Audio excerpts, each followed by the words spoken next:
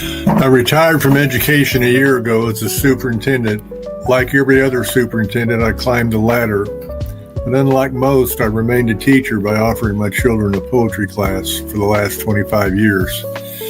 My last class ended last year.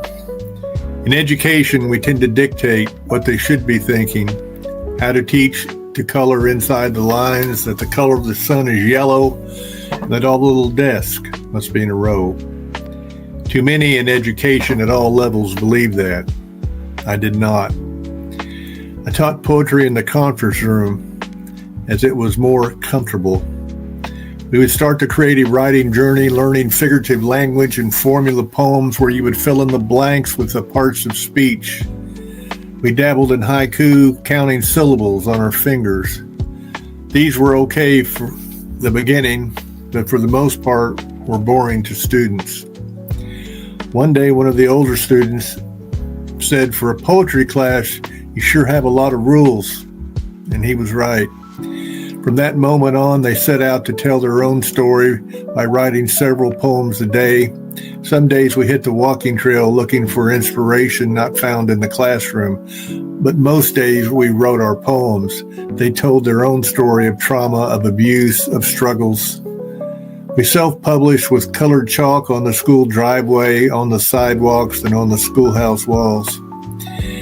In a short period of time, these high school students were published in 2 Missouri high school anthologies, appeared on the cover of one, and their poems of daily life were featured in a California poetry journal. The class ended with a Zoom reading with invited poets from around the world. There were no egos, a lot of finger snapping, some relief that it was over, and a few tears, mainly from the adults. Exploring ourselves in the world of others without judgment, in this case, through poetry, without ever coloring inside the lines, is what education and poetry should be. Poetry 101. I taught a poetry class to your abused, broken, and neglected children and started to give them metaphors, similes, and personification. But they knew figurative language well enough, tried to wear the face of normal, wanting to be like other kids, tried to hide the scars with just ink tattoos and too much mascara.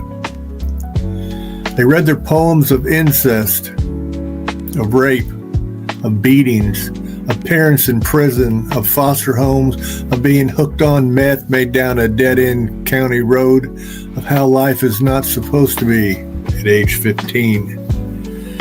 They learned that giving human characteristics to inanimate objects sometimes lessened the pain. But I changed my lesson plan when one of them said, "Hey, teach, what is good poetry?"